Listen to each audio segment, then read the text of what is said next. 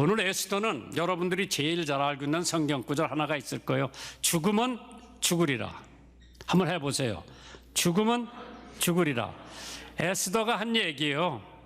죽으면 죽으리라. 하나님께서 에스더라고 하는 성경 말씀을 기록해 주셨는데 여기 내막은 간단해요. 느부갓네살 왕 때에 이스라엘 사람들이 포로가 됐어요. 근데 새로운 왕이 나와가지고 그 포로를 가라 그래서 자기 나라에.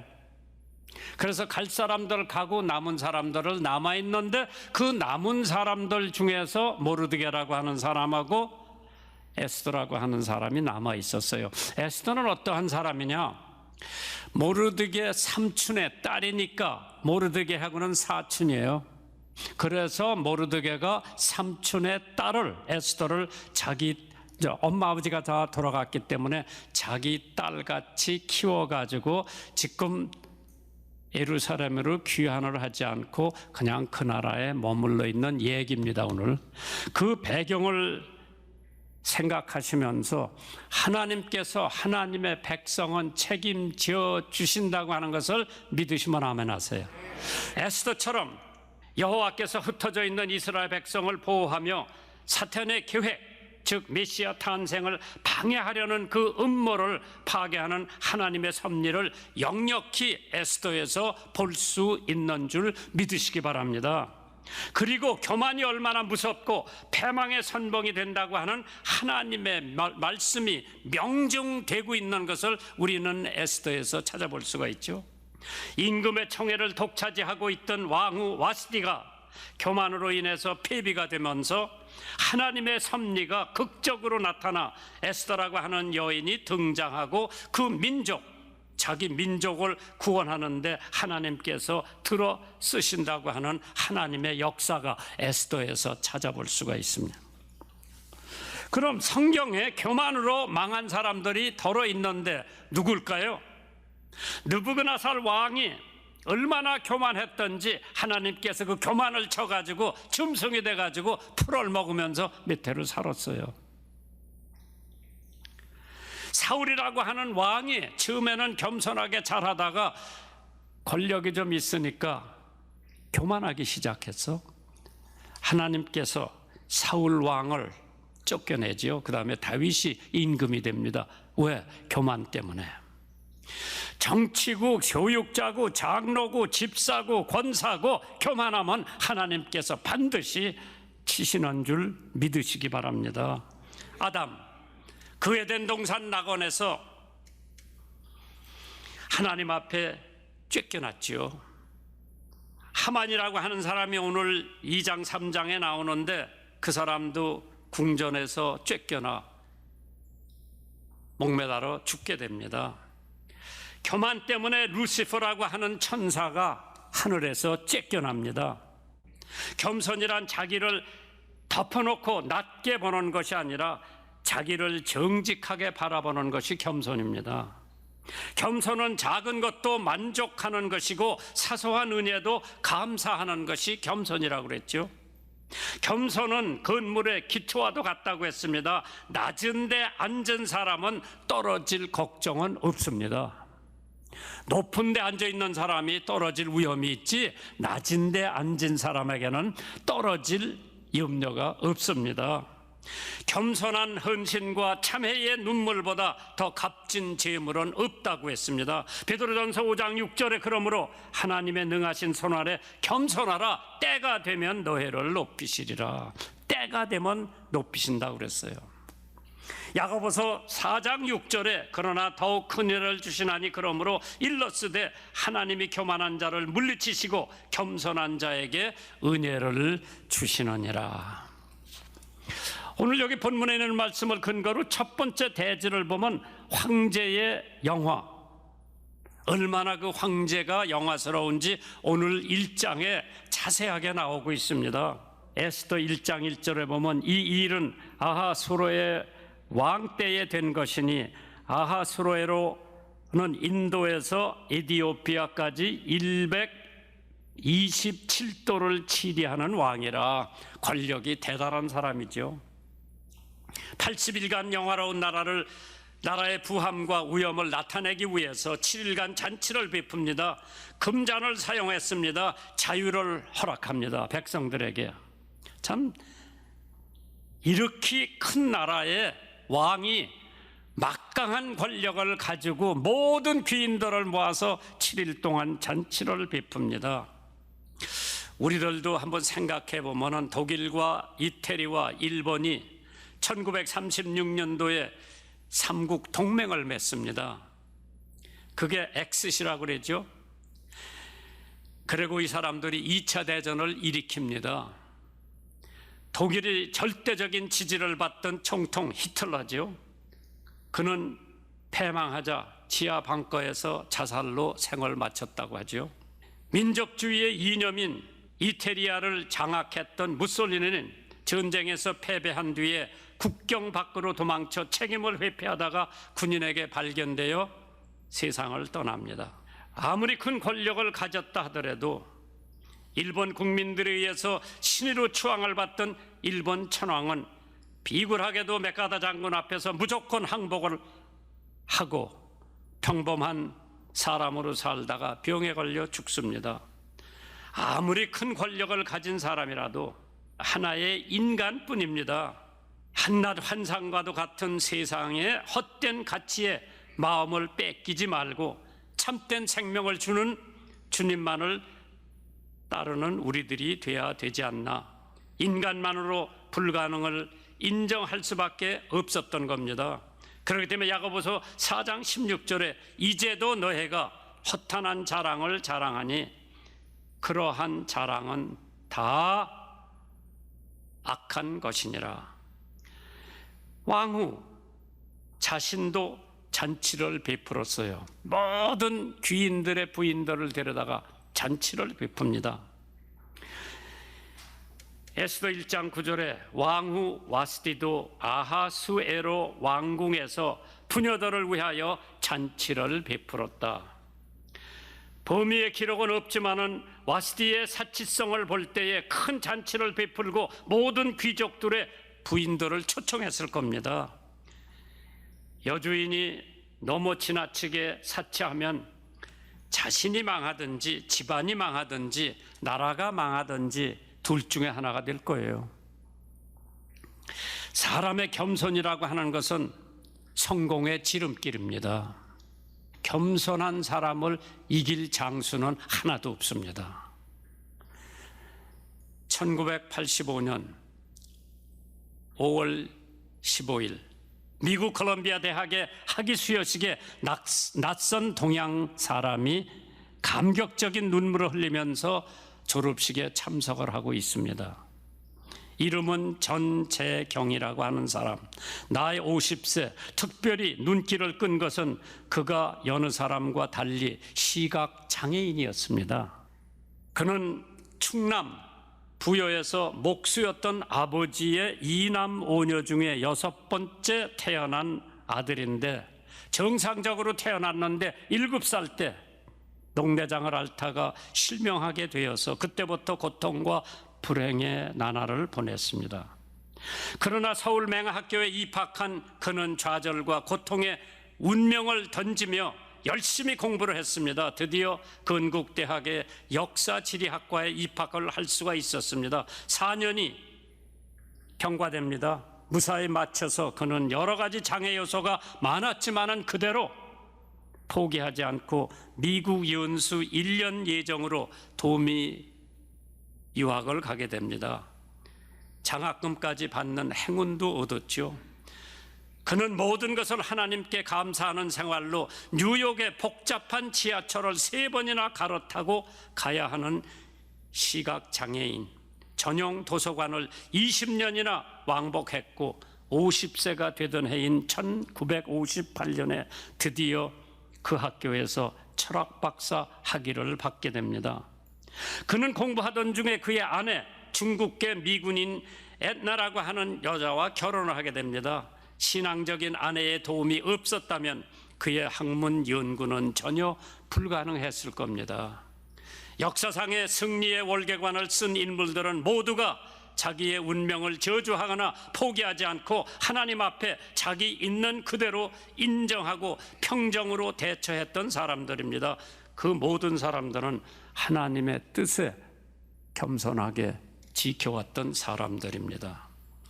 마태복음 4장 8절 이하에 보면 마귀가 또 그를 데리고 예수님을 데리고 지극히 높은 산으로 가서 천하 만국을 그의 영광을 보여 가로되 만일 내게 엎드려 경배하면 이 모든 것을 내게 준다고 사탄의 유혹이 예수님께 있었을 때 예수님께서 말씀하시기를 사탄아 물러가라 기록되었으니 너의 하나님께 경배하고 다만 그를 섬기라 하였느니라. 이에 마귀는 예수를 떠나고 천사들이 나와서 수종을 들었다고 했습니다. 교만은 패망의 선봉이라고 했습니다. 와스디 왕비가 절세의 미인이었지만은 겸손만 했다고 할 것 같으면은 왕의 총애를 더 받았을 텐데 교만했기 때문에 패비가 됩니다. 그 패비가 됨으로 말미암아 내시들이 임금에게 건의를 합니다. 근데 황제가 제7일에 왕이 주흥이 일어나서 오전 4시 7사람에게요 왕후 와시디를 청하여 왕후의 면류관을 정제하고 왕의 앞으로 나오게 하여 그 아리따움을 뭇 백성과 방백들에게 보이게 하라 하니 이는 왕후의 용모가 보기에 좋았다고 그랬죠. 아름다움을 보여주고 싶었던 왕. 그러나 왕후 와스디가 4시에 전하는 왕명을 쫓아오기를 싫어하니 왕이 진노하여 중심이 불붙듯 하더라. 그 왕의 체면이 아니었을 거예요. 귀인들과 장군들과 그 도의 도지사들을 다 모아놓고 자기 왕후를 내세워서 자랑을 하려고 했는데 그때 이 왕후가 사실 잘 생각해 보면 어떠한 명인지도 알았을 텐데 얼마나 도도했으면 어명을 어겼겠는가.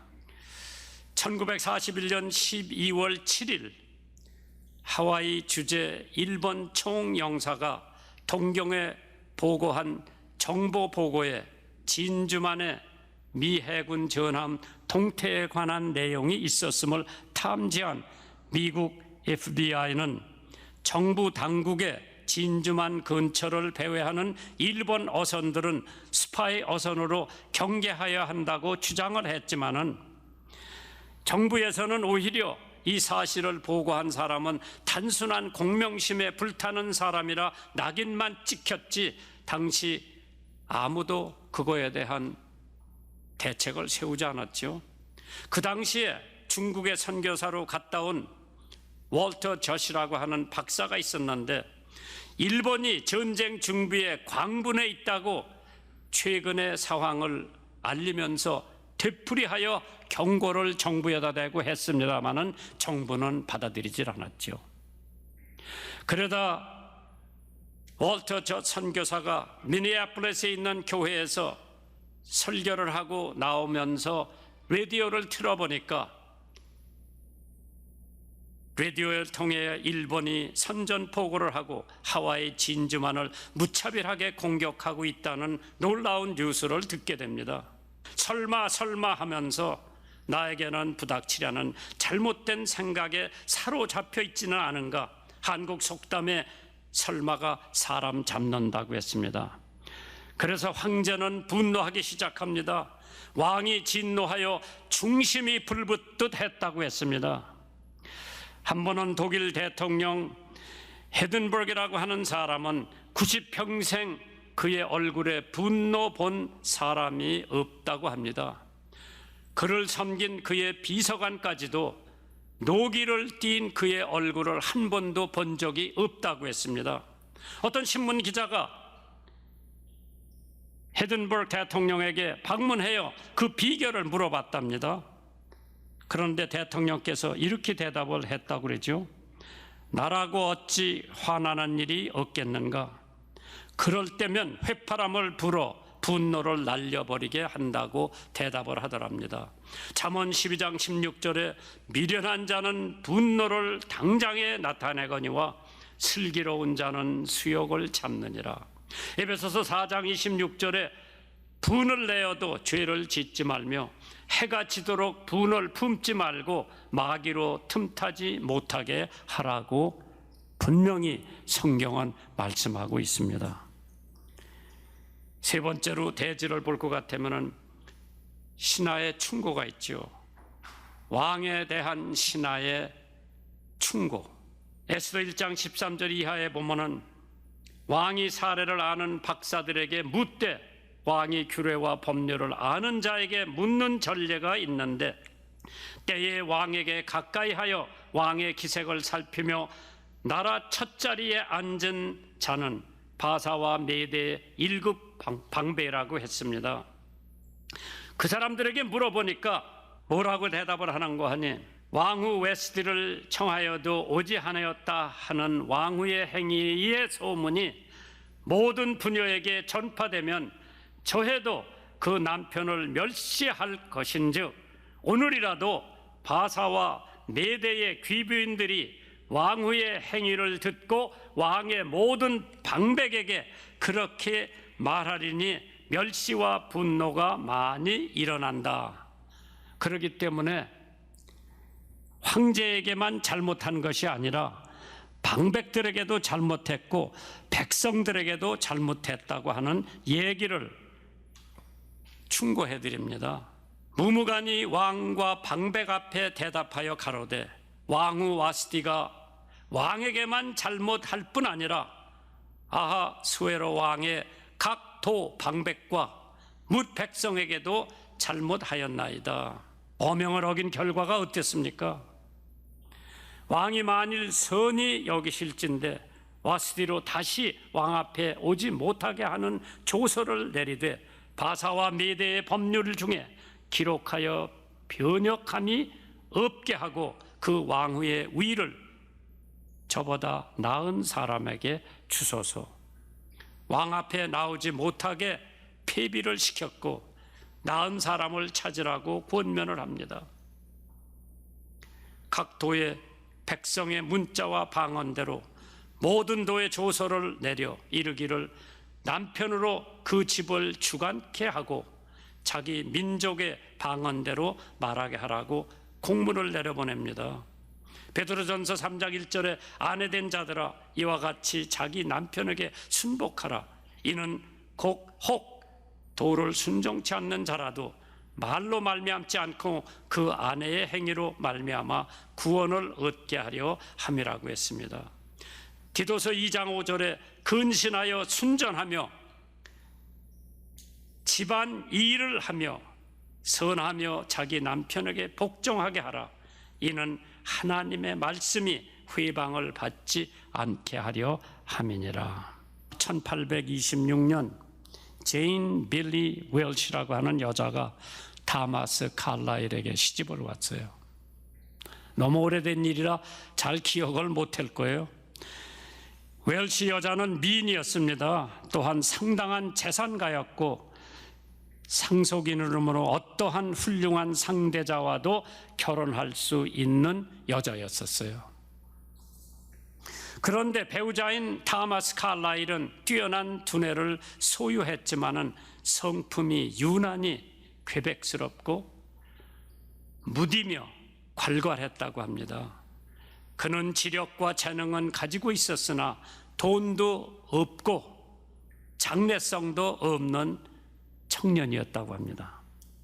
그런데 웰시는 그 신부는 스코틀랜드 출신의 완고한 남편과 결혼하여 어떠한 일을 했는지 오늘날 하나의 전설적으로 전해지고 있습니다.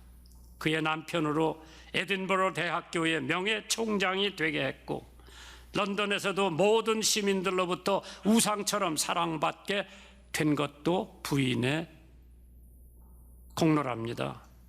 플란스 혁명사를 썼죠. The French Revolution. 그 역사, 고전적인 명저, 저자로서 존경을 받게 되죠. 웰시는 원래 재능이 있는 여류 시인이었지만은 남편의 조력을 위해서 자기 하는 일을 다 포기하고 남편 내조하는 데만 전력을 했습니다.